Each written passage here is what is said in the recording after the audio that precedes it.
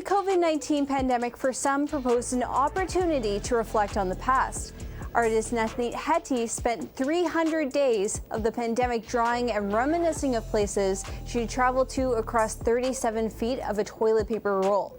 Joining me now to speak of this work is Nethmie Hetti. Nethmie, what inspired this project? It's so outside of the box and so relatable.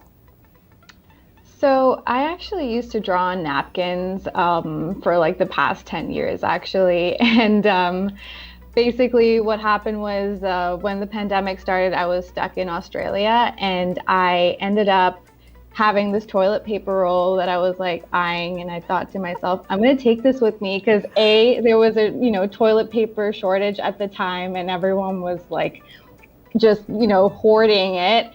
So I took a roll with me and I brought it to Canada, and that was kind of like what I quarantined with. So this thing ended up becoming my art project very seamlessly. Like I didn't have anything to draw on, like not a canvas. I didn't have a notepad, like nothing. So I just had my pens, and then I was like, this toilet paper is gonna be my canvas, and that's kind of how it started. This project must have taken a lot of confidence. The toilet paper is so fine. Were you ever scared that this piece could be tainted due to the delicate nature? Yes, you have to be super gentle with how you hold it, how the pen interacts with the surface of it. I wouldn't let anyone in my house come near it because you can just, if a drop of coffee just spills on it, Yes. It's gonna spread and stuff. So I was like really OCD about who and what interacted with it.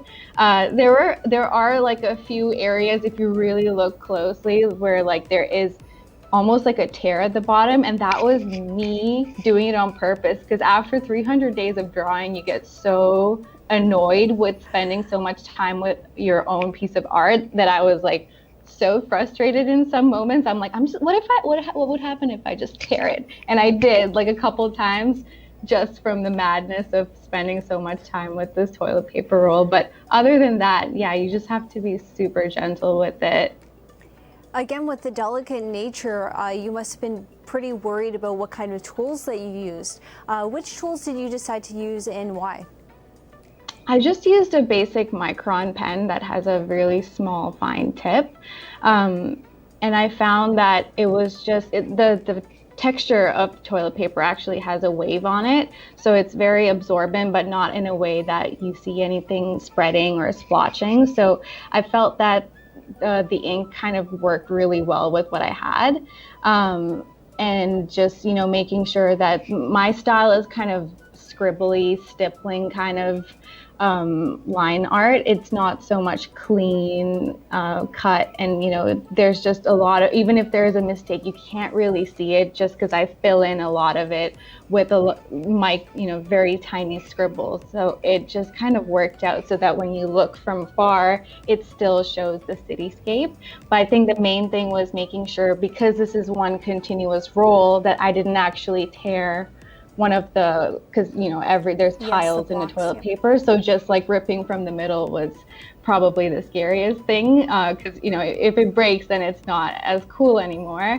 But I know the very first tile that I ever drew, that one's hanging by a thread currently.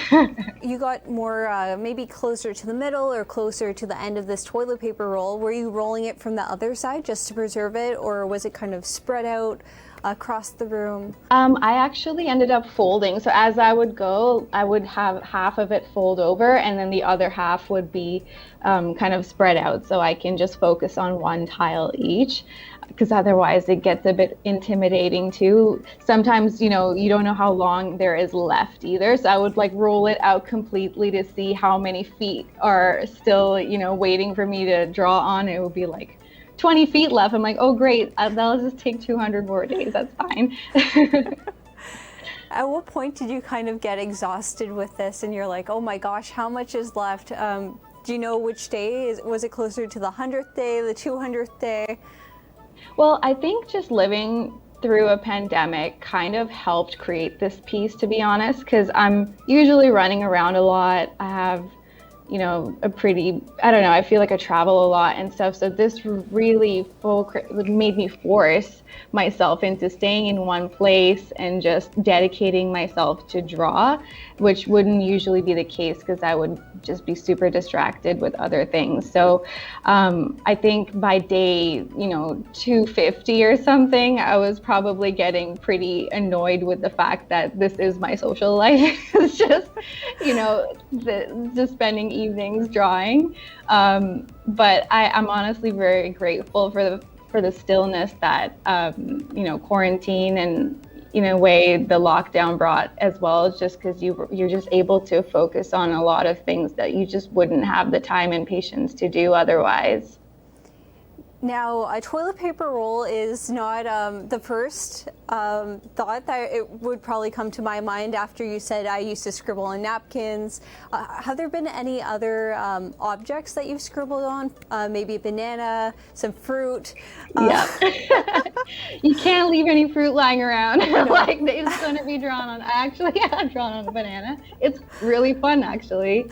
What I have noticed is that I have a serious aversion to paper. Like, I don't seem to like drawing on a traditional sketchbook anymore. So there's just fun in finding texture in just everyday things that we use, that you don't really think too much about, but they can actually be surfaces. And I think there's also something beautiful in drawing in things that are a bit impermanent, or things that, you just kind of know it's very fragile and it could fall apart any minute.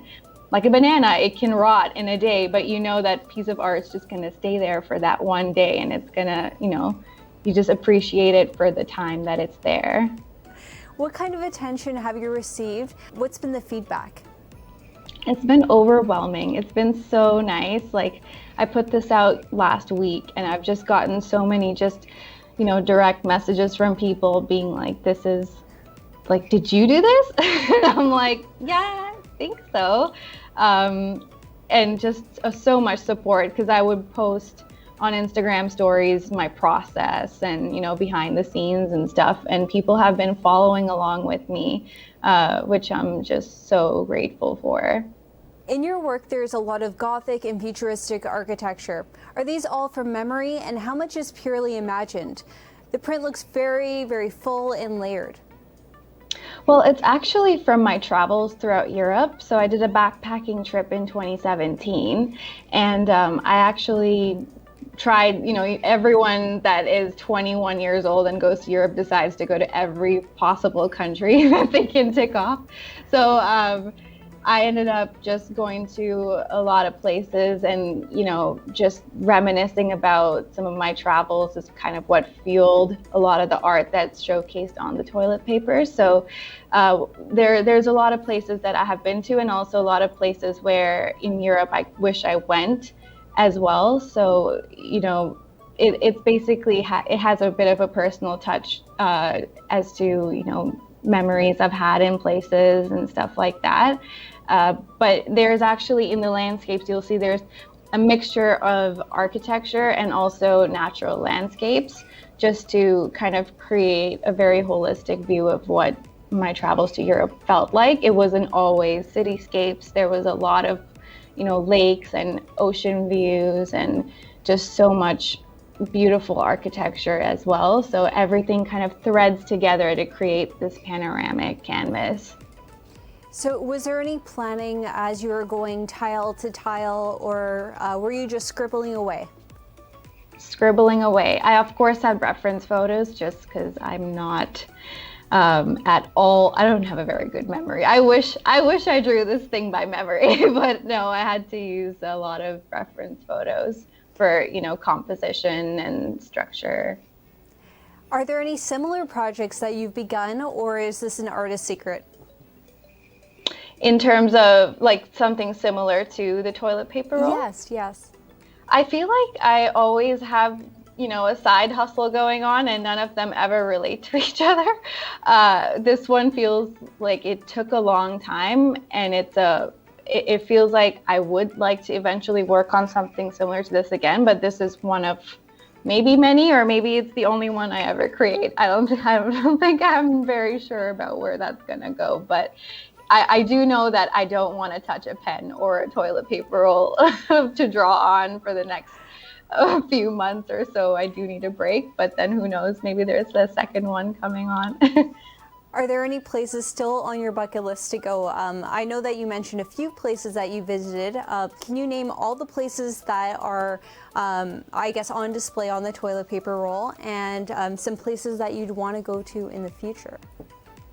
Well, I think so. You have a bit of Western Europe, Eastern Europe, there's the Mediterranean. I have Morocco in there as well, because that was just another country that, you know, it's also very close to Spain. So I ended up going there, and it's also featured in my toilet paper.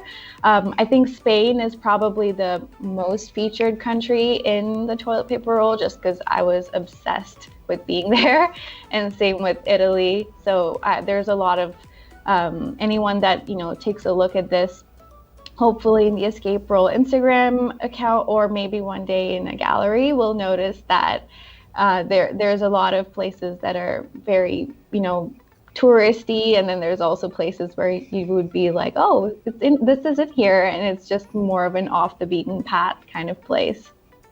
Do you have a favorite tile?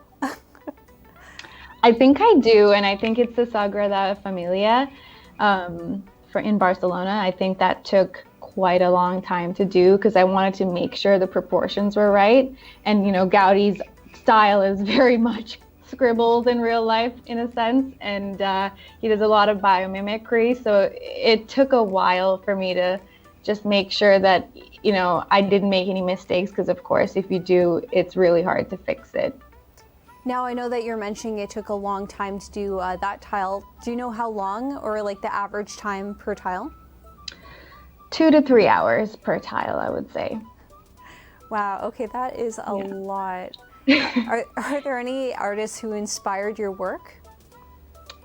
I mean, I feel like a lot of the inspiration for me comes from artists I follow on Instagram. No one in particular, but just there's so many talented people that are online posting on, you know, these art feeds and stuff. So I follow a bunch of them, and I'm constantly shocked by the amount of talent that's there.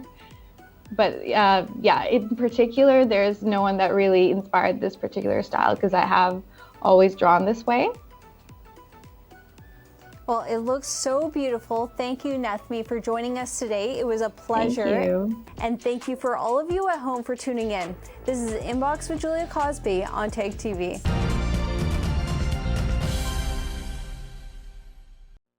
Last year, I was quarantining in my room, and I had to find something to do to kill the 14 days. I was kind of limited on resources, and what I did have was a roll of toilet paper, so I decided that that's what I was going to use as my canvas. I was using one of these micron pens, and they're like super fine tip markers, so you have to make sure that, you know, it's got kind of like a needle texture, so you have to be very gentle with how the tip interacts with the actual surface of the toilet paper. This specific toilet paper roll had this waviness to it, so I could just scribble on it and create these very small details, and when you look from far, it starts to create like the macro image. You can see that there's a finish line, like a very real finish line, unlike drawing on a sketchbook, unlike painting on a canvas. Like, it's almost like you're drawing on a timeline. Sometimes it was meditation, sometimes it was like my therapy, and sometimes I just wanted to set it on fire. I think I'm gonna always come back to projects like this where I just sit and like cut the world out of my mind, and it's just like me and something like the toilet paper roll, where I just dedicate all the things that I have seen and experienced into an output, and just see that this is just an everyday household item, and it just became something else. My name is Nethmie Hetti, and thank you for watching this video. I hope you get to, you know,